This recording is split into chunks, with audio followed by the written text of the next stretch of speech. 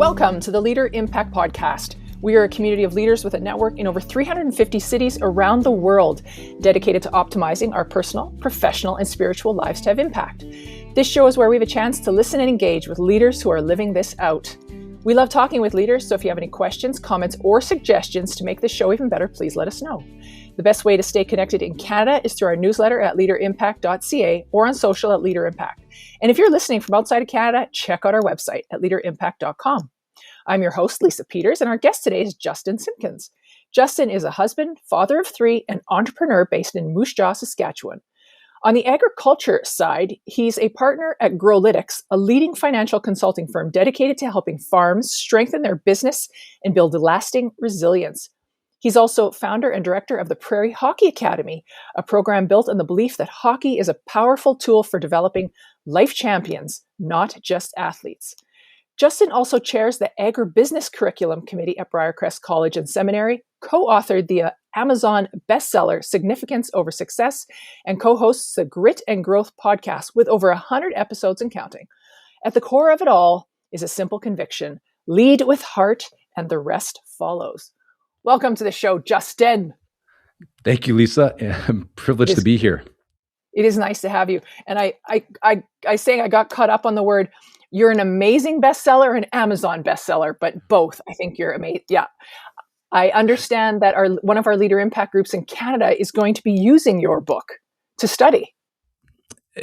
Yeah, absolutely. The Calgary chapter, actually, they had reached out to my co-author Shane Sowden and I, and just kind of blown away by it. I find maybe that's what we're here to talk about. Just the way that God sometimes can just use us, just simple us when we actually, sometimes maybe it's just about obedience or putting ourselves out there. And anyway, I was a little bit taken back, pretty honored, and I think it's really neat. Yeah, the Calgary chapter, the whole Alberta chapter is doing a really great job. So I'm excited for you. Congratulations, and because we do local books, and it is so nice to have a local author zoom in. It's so fun. So we'll probably have some different questions, but we really want to hear about your journey and how you got to here, being an author, a podcast, the Prairie Hockey, founding that and leading it, and really sort of we want to hear the pivotal moments. I mean, I'd like to hear it all. That'd be great. I'll read the book. Yeah. But sort of those pivotal moments that got you here today. Sure. I think it comes down to, I'll say this, in college, I really started to come across this idea of Psalm 37:4, and just talks, in that Psalm, it says, delight yourself in the Lord and he will give you the desires of your heart. And, maybe as a teenager at one point, I thought maybe that was like a Porsche 911, but I started to recognize that the desires of my heart weren't these material pieces, but actually, that as we pursued relationship with God, and we started to delight ourselves in that things would be downloaded into our hearts at times that would be things that started to break your heart that you didn't even know that why am I getting emotional about this, or why is this all of a sudden something that I feel like I'm supposed to do.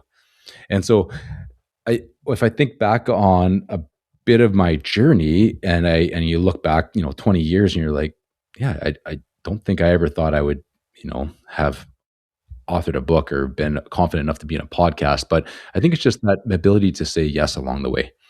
Yeah.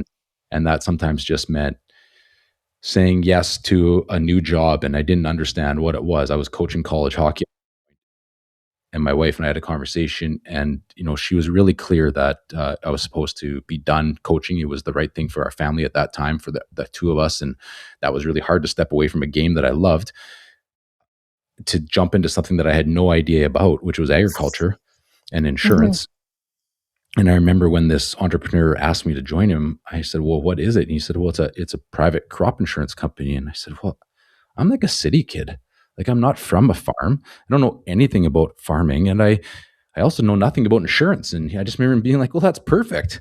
He's like, because I can, I can teach you all that stuff. That's easy. Those are the easy skills. And anyway, so I just think it's, sometimes they don't make sense, these leaps and these jumps. But you say yes, and God has a plan, and he kind of weaves your way. Yeah. Oh, I love that. A long time ago, I thought I just have to say yes, and then I'll let it work itself out. I'll let it work. And it is scary to say yes or to change direction. Change management is a huge thing. So how did you start the Prairie Hockey Yeah, Prairie Hockey Academy. Academy? It's you know what that so the really quick version of that is, Lisa, I played hockey. I loved playing hockey growing up as a kid. The truth is I was probably a pretty mediocre hockey player, and I didn't have the best attitude. And so in junior hockey, that makes you really expendable, and you start to learn like your choices create your challenges. And so fast forward quite a bit of time, and I came across a leadership coach who started to make sense to me. It was like, for the first time, leadership wasn't dots on a whiteboard. It wasn't a new book I picked up off the shelf and tried to make sense of it. It was, here's point A, follow these dots to get to point B. And it's really clear. And I was coaching college at this time, and I thought to myself, if I would have had this when I was 15 years old, I really truly believe that it would have changed my trajectory. And so I thought, why don't I start giving this to kids? I had a much younger brother. He was born in 1998, and I was born in 83 for all the listeners. So there's a gap here, and I'd been away from home ever since he was born. And so I thought, well, this could be a unique way for me to connect with my brother. And so I started a kids hockey program. I had a marketing degree, told me if I called it AAA, that parents would pay money to come. So I did that. We ran a spring program, and all these kids came out. But my intent was that we're going to run a really good hockey practice. We can do that, but we're actually going to go afterwards to a classroom. We're going to teach simple leadership principles, and we're going to use the power of hockey to develop life champions. And fast forward that a half a dozen years of doing this for free. All of our coaches work for free, and we just did it for fun. And we saw transformation happening in kids' lives. Like, they were joining us.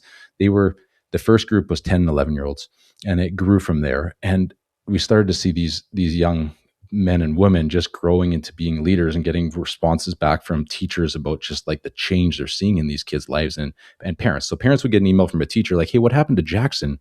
He's all of a sudden sitting at the front of his class. He's all of a sudden taking responsibilities, all of a sudden doing these things we've been asking him to do. And they would forward it to us and say, hey, coaches, like, we don't know what to accredit this to other than what you've been teaching him in these classes. So that led from one thing to another to the idea and application to start a hockey academy. Prairie Hockey Academy exists today not to be a hockey factory, not to just develop more athletes, but to truly be a spot that can be, a national leader in character development and athlete development. And I think we're doing a really good job. And that doesn't mean when you have 80 athletes, 80 young men together below heaven, that you don't have challenges, because you do. But I think we're doing some good stuff. Yeah. I think of, I'm an athlete, was a basketball player. And I think of all the coaches I had in my life, and you think of all the coaches and what they meant to me. And just listening to you reminds me of my son played hockey, had a coach. And it's like I wanted to tell the coach, can you tell my son to do this? Because he'll listen to you. Because my son loved his coach. They were good men. We played for the Prairie Hockey Association Storm. I mean, all of the coaches. So, and they're all volunteer. And so thank you just for being that coach, that those kids, they make a difference, and you make a difference. So, yeah. Yeah. Thank you. Coaching is such an incredible opportunity. And I was sitting, I think this will apply to your listeners, Lisa, because I was at a dinner a couple months ago, and it was a dinner put on by a large bank, and they had their chief economist in and some different people, and there was a couple political people around the table, and this question got asked around the table. It was an intimate, probably about 8 people, and it was, what makes a good politician? And there was different, answers being given back and forth, back and forth, back and forth, and they came to me and they're like, hey, Justin, what do you think makes a good politician? And I said, well, I think what makes a good politician is what makes a great coach. I think what makes a great coach is what makes a great leader. And I said that the only job of a leader is to love the people. So the only job of a coach is to love their players, their athletes. Because I said, I think if you think about that as a politician, if you love the people that you've been, elected to lead, then all the bases will be covered. Like it'll actually, you'll prepare yourself. You'll look after them. So anyway, we went through a handful of things, and I just think as a coach, that's been the biggest privilege, is just starting to understand that it's not that hard. Anybody can draw X's and O's on a whiteboard. It's Yeah. being able to connect and transform a human being is where the magic happens. And did your idea of politicians just loving their people get traction at the table?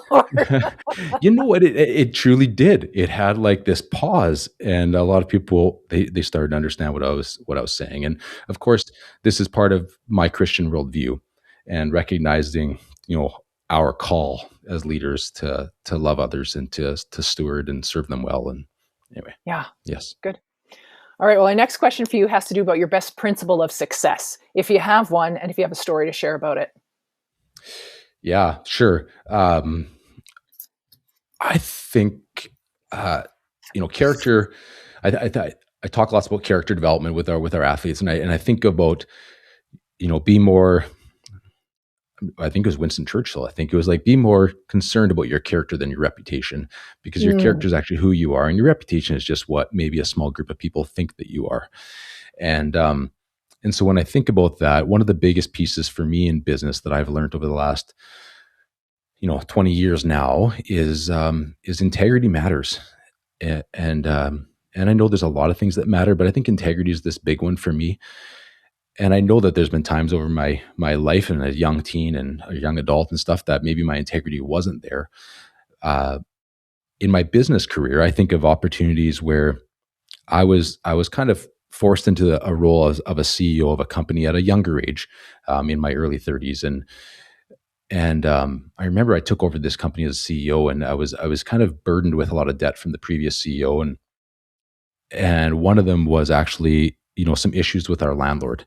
And I didn't want to go face the landlord face to face. In fact, I had a lot of fear about it.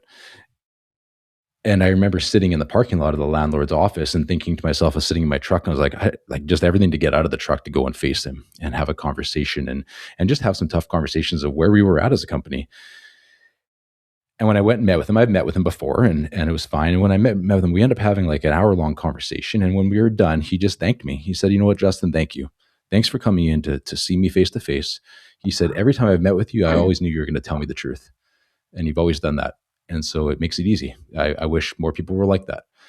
Yeah. And I got in my truck and I thought to myself, like, it's like there's this opportunity every day in our life to make a deposit into our bank account of our character. And it's like the decisions we make every day line up to these tough meetings and these tough moments. But you get to show up in what you've built. Yeah. It's a good story. So, yeah. Thank you. Yeah. Yeah, that's good. Our next question, we talk about failures and success, because I think we all know we learn more from our failures and our success than our own success. We learn more from our failures and mistakes than our successes. I think I said that wrong. So I'm wondering if you have one that you can share, a failure or a mistake, and what you learned from it. Yeah, we 100% do. We learn from our failures.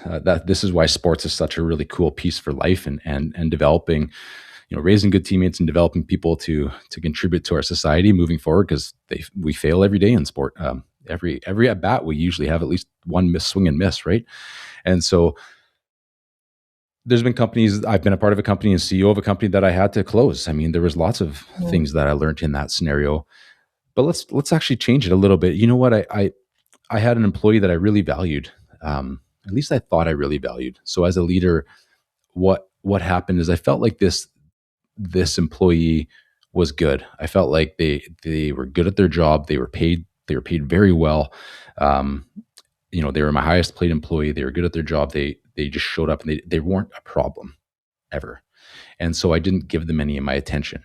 And I thought that they knew I enjoyed them, or that I appreciated them, or I cared for them, until they quit. Because they said that I was the reason they quit, because I didn't care about them. And that was really humbling, actually. And so I learned a lot in that moment of like how important it is to care for the people and just to check in and just to have a quick conversation. How are things going? Even when they're not, it doesn't seem like everything's burning down on them. But just, caring for people and making sure you see them is important. Yeah. I was in a leadership call this morning. We talked about just being intentional. We have to be more intentional to each other and to make those calls. And as you told the story before about, you were afraid to get out of the car. There's a lot of people now younger who and I shouldn't even say younger, because I'm older, 50 something, and we might text, right, instead of facing the person face to face. So Yeah. you know, I mean, sometimes a text can be a check-in, but not a, it's not that personal connection. And I'm not sure if we're losing that in our Yeah. society today.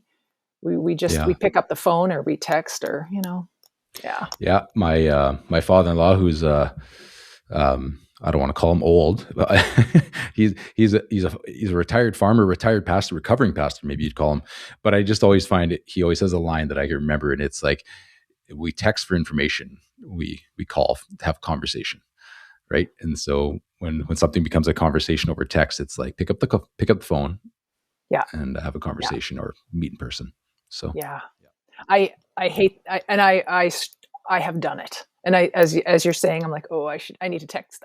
I need to call that person back, yeah, because you're right. We call someone because we care and love them. Now, I know that you've had some contact with Leader Impact. You know, a few of our people. We want to grow personally, professionally, and spiritually for increasing impact. You've talked a lot about this so far. So if you're willing to share an example of how the spiritual makes a practical difference in your life as a leader. yeah. Um, I think for so long, maybe it's just something we've been taught. We shouldn't talk about faith or politics, right? Like when you're getting your Mm. haircut or around a dinner business table or anything like that. And but when I read my Bible, I don't see that. I don't see that we shouldn't talk about these things. Even Jesus talked about politics and different things throughout his time. And so um, I just need to. I've learned to live by that more, and at the same time, not great. But what I do recognize is, a few years ago, I read a book by Jamie Winship, and it's called Living Fearless. And so, if some people maybe have read this book and maybe they haven't, and you can read the book, it's exceptional. But honestly, if you like podcasts, and maybe you do if you're listening to this, Jamie has some incredible podcasts, and the way he talks and the way he tells stories is mind blowing. And so I've just started to try and practice what he's telling us, and it's just like, just don't buy the false identity that the world tells you, but Mhm. rather actually believe, the truth of who you are and your identity. And so in doing that, oftentimes the way I started to practice what he did, and so he had a start in policing. You'll hear that if you read or listen to one of his podcasts and his story. And he would get into situations where he was a detective and he didn't know the answer, and he would just pause and say, you know what, God, show me what you want me to see right now in this. Yeah. And he started to solve all these crazy crimes and things till the point where the CIA or FBI came and met with him. They're like, here's a case file. We want to know, we cannot figure out how you figured this out. Please tell us. And so his story was like, well, I don't think you're going to like my answer. And so that's what he told him. And so he has all these miraculous stories. And I'm like, okay, so why can't I do that same thing? If I'm sitting in my truck and I'm stressed about this meeting, why can't I actually bring that forward and just pray about it? Say, Lord, um, we're all spiritual beings, and so let me pray about this. What do you want me to see going to this meeting? What do you want me to know before I walk into this room? What do you want me to say? And just sit for quiet, for 30 seconds or a minute, and then go in. I've done that. I've had to do that with certain pieces, whether it's, you know, risk management plans for farms or financial things for farms, and I'm lost inside of a spreadsheet, and I'm like, okay, God, what do you want me to see in this? And Yeah. just trying to start to practice that a little bit. We all have challenges, and conflict happens because we're humans. And so inside of conflict, and you're maybe talking and trying to help a couple people out inside of their conflict, and it's just like, Lord, what do you want me to see inside of this right now? And how can I speak to their heart? Because we're all, it's basically fear, is what's running this conflict right now. So how do we break that down? So Yeah. I'd like to say that that's been something I've matured into here in my 40s a little bit, is just stopping to pray, oftentimes throughout my day, as opposed to maybe before I eat or before I go to bed or with my Right. kids or things like that. Yeah. Yeah.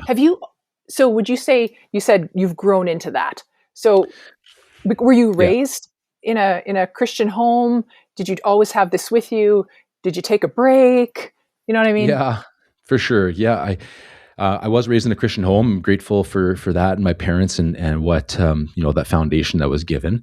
And at the same time, I was probably a curious teenager who took a break and had to really recognize who I wanted to be and who I was. And so yeah, and then I would say I've grown into that. So I did eventually go to Briarcrest College and graduate. So I was a part of Briarcrest and had a business degree from Briarcrest, and that amounted to something that was really interesting. Even in that, I remember working in public sector and being told that if I took my Briarcrest degree, I wouldn't, that wouldn't be of any value in the marketplace. People would rather me just have a U of R degree.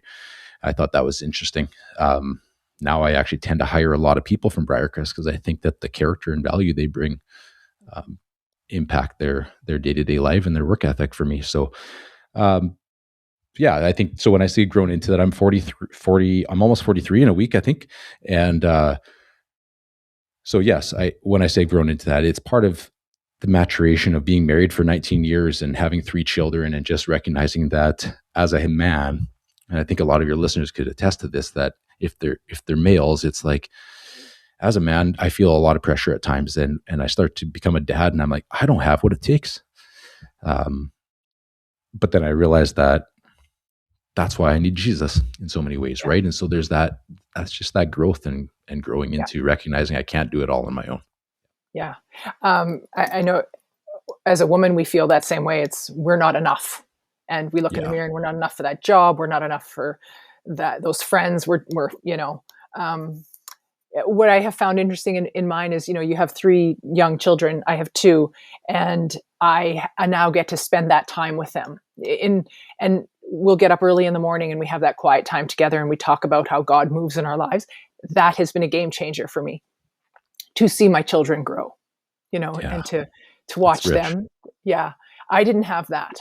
So I kind of married into someone like that. So I think that's important for listeners, just to know you can still get there. Like, you don't, we're not, some of us aren't born into a Christian family, and I was as well, drifted away, but we came back because we knew there was more. So right. I just appreciate the sharing, starting the conversation and sharing the story. So, all right, well, moving on, we're going to talk a little bit about lasting impact. At LeaderImpact, we are dedicated to leaders having a lasting impact. And so as you continue to move through your own journey, and you're only 43 next week, 44? Yeah. 43, yeah. Yeah. Have you considered what you want your faith legacy to be when you leave this world? Which sounds morbid because, you've got a long ways to go. But when you leave, what do you want? Yeah, we never know, I guess. That is true. And so I think it's, I have 3 young children. My children are 11, 8 and 6 right now. And my middle one's almost 9. I like a week after me. So it's I look at that and I don't know if you recall that or with your kids or anybody else maybe, but I feel like kids are at that point where it's like they don't want to go to church on Sunday. And sometimes it's like, I don't want it to be this religious activity, but it's like, it's important for them to understand as I leave a faith legacy about why my relationship with Jesus matters, and why it's important for us to be in a community of believers, and why it's important for us to gather still together and those pieces. And so I think about my family first. I think that's important. I think it's important that we give back, whether it's through service, through financial tithing and things like that, into the local church that we're being fed from. And so I think that's a big piece of my legacy that I want to leave, is that family side first. And then if you think bigger than that, I think that's where, as you introduced me, I was like, jeepers, I could have cut that in half. But I'm like, there's pieces that you say yes to that I'm like, yeah, I'd love to be a part of that. I'm ecstatic that Briarcrest College now has an agriculture program that I got to be a part of an incredible team of people, men and women, that came together to build a curriculum, to launch a program, so that families could still, who might be from the ag world or want their children or kids that want to get into ag, can actually send them to Briarcrest to get a Christian worldview, education, a degree, a business degree with an agriculture minor in it, right. and go back. And so I'm like, I feel like, I just wanted to say yes to that. And maybe that's part of that legacy, maybe. And of course, what we do at Prairie Hockey Academy, I think matters. We're taking, Hockey Canada over the last half a dozen years, it's been through the mud and out of it a little bit. And there's always been this stigma maybe about it. And so we're taking this opportunity inside a sport to call people up actually to who they were created to be, and to use sport to do that. And whether that's through hockey or someday, other sports, I think that's a way for me to constantly be sharing my faith and also being able to invest in that next generation. Yeah. Wow, Justin. I just listening to you when you think about the hockey and how you got into agriculture, and you're like, I don't know nothing about it. And look at you, right? Yeah. Like the agribusiness, the curriculum you've written, your career, but there's always a God component in it. And that it's just makes me smile. Thank you for the smile. Yeah, you're welcome. Thank you. I appreciate it. I think it's really important that we just all remember like that. Yeah. At one point in time, we were able to learn. Why can't we still, right? And so that's that whole growth mindset side. And it is harder work sometimes as opposed to just being comfortable and doing an old thing, but it's worth it. Yeah. So my last question for you is, what brings you the greatest joy? Man, we, as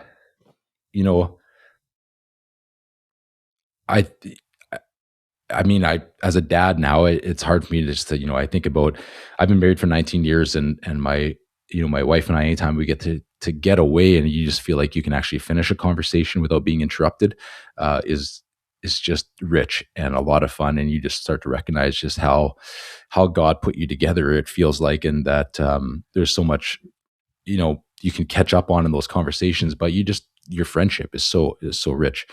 And then we just do things as a family. Like we never thought we'd have a dog. Well, we have a dog now. He arrived on March 1st and his name's Champ. And he is, he's a lot of fun, but just watching my children play and laugh and drag this guy around is, stressful sometimes, but at the other time, just so joyful, right? And just hearing them laugh. And so, and I want people to understand that it's also really difficult for me to slow down enough to watch my children and to play with them and to experience that joy. And so asking me the question is beneficial to me to reflect that my greatest joy comes from my kids, getting the chance to be involved with them, getting the chance to coach softball tonight for my daughters, or, so I think that'd be my answer. Wow. That's good. Just taking the time to slow down, and because they are only 11, 8, and 6 for 1 year. That's right. Right. Like, and it goes fast. Oh, it goes fast. Yeah. And this is that intentionality piece you spoke about, Lisa, that we have to be intentional about it, or the world will, and everything in it, the thorns of it will crowd over the joy that we could experience. Right. Yeah. Oh, well, Justin, I want to thank you for joining us for this time. It has been a pleasure to meet you, hear a little bit more about you, and hear about your book. I'm going to look it up for our group as well. But I'm excited for it. So this ends our podcast. If anyone wants to find you, find your book, what is the best way to sort of connect with you? Yeah, you know what? The book is on Amazon, and so just Significance Over Success on Amazon, or if you type in my name, I guess you would find me as an author. And in order to connect with me, probably the easiest way is just on LinkedIn, to find me on LinkedIn and send a message, or you might be able to just grab my email off the Prairie Hockey website as well. All right. Well, I caught you on LinkedIn, so it's that easy. That's right. Thank you. All right. Well, thank you, Justin, for joining us. Yeah, you're welcome. All right. Well, if you're part of Leader Impact, you can always discuss or share this podcast with your group. And if you are not yet part of Leader Impact and would like to find out more and grow your leadership, find our podcast page on our website at leaderimpact.ca. You can also check out groups available in Canada at leaderimpact.ca, or if you're listening from anywhere else in the world, check out leaderimpact.com or get in touch with us by email, info@leaderimpact.ca, and we will connect you. And if you like this podcast, please leave us a comment, give us a rating or review. This will help other global leaders find our podcast. Thank you for engaging with us. And remember, impact starts with you.